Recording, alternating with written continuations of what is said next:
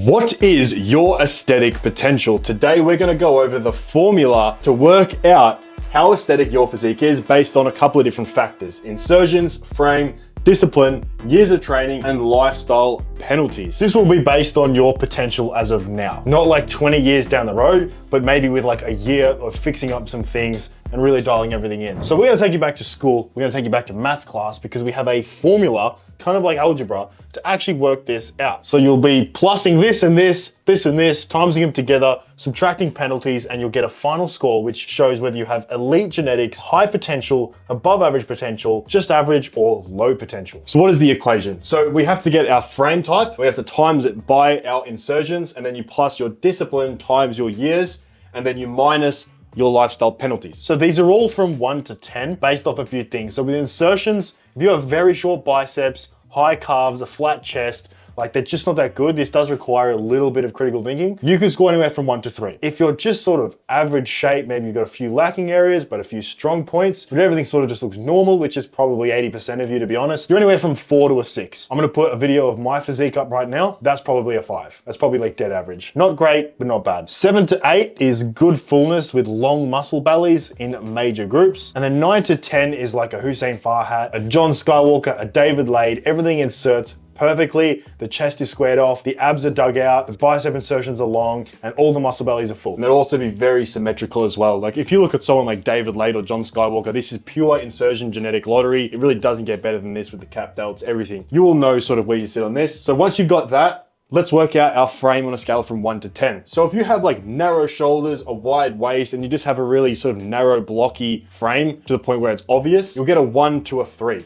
right? So it could be 1, absolutely shocking, almost none of you will have that. 2, very bad. 3, it's bad, but not as bad as 2, obviously. 4 to 6, this is average build. Once again, photo of my physique. It's probably a 4 or a 5, very average. 7 to 8 is naturally broad and a small waist. Once again, this is your frame, it's your actual structure, your bone structure, right? So this is not how much muscle you have on any given muscle group. This is purely frame, how your frame looks. So if you are naturally broad, you've got long clavicles, and you have a small waist, you'll get anywhere from a 7 to an 8. And then from a 9 to a 10, this is extremely wide clavicles to the point where it's obvious. You have a tiny waist and small joints. David Lade is almost the only human on earth that would score a 10 or a 9 or a 10. You know, there is no perfection in this really. It almost becomes subjective at that point. Another example of like a 9 or a 10 is Sam Zia, because you're like taking away the fact of muscle mass because he doesn't actually have that much muscle mass, but you can physically see how wide the clavicles are and how small the waist is. It's purely bone structure. And the reason these are the two biggest factors in all of this is because a guy who has a 9 and a 10 frame will legitimately look more aesthetic with almost no muscle mass than a 1 and a 3 could with steroids, as much muscle mass as you could possibly put on in terms of his aesthetics. So once we have our insertions times our frame, so if you've got 5 and 5, you got 25 points on this half. Now let's add discipline times years of training. So 1 to 3 is constantly missing workouts, inconsistent diet, you're not really taking it seriously. 4 to 6 is on and off throughout the year. You might have short stints of discipline, sometimes you fall off, but most of the time you're getting some sort of exercise in. 7 to 8 means you rarely miss your plan. You're always going to the gym, but you might have lapses in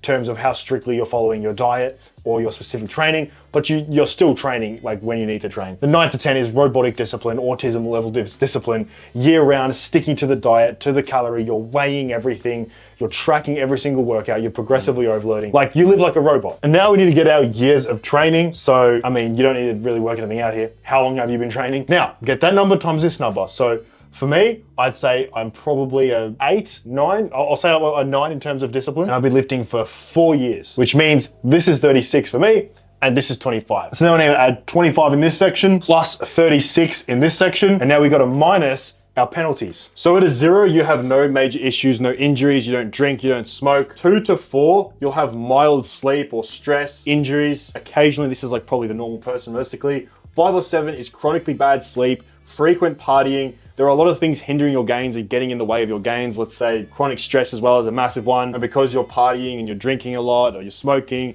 it's hindering your actual performance in the gym and your recovery. 8 to 10 is a lifestyle that completely sabotages your results. This is like the frat boy lifestyle and like your environment is just terrible. You're not eating the right foods. So now if I were to say for myself, I'd probably subtract 3 points. I don't get the best sleep, but everything else is perfect. So let's just say I subtract 3. So that equals 61 minus the 3 equals 58 for me, which puts me at average potential, which I think is pretty accurate. So if you score somewhere between 40 to 69, you will have average potential. And this is not a bad thing at all. In fact, it's actually a good thing because there's nothing really getting in the way of you having an elite level aesthetic AAA physique. And you can do things like PEDs and peptides and stuff to really stand out. Like if you have average potential, you can still build an extremely standout physique, especially with how many people suck these days. Realistically, all you have to do is just level up, remove any penalties you have, stick to the discipline, train for longer, and you're gonna look insane. 70 to 99, you are above average, either genetically or you've been training a long time and you're very disciplined. 100 to 149,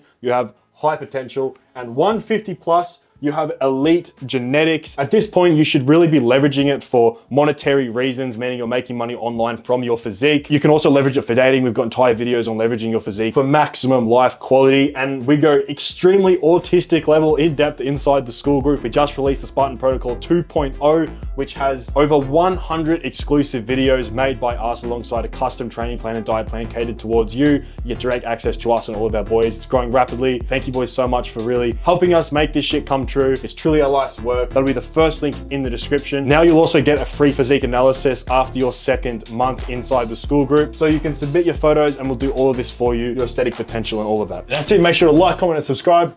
We'll see you in the next one. Peace.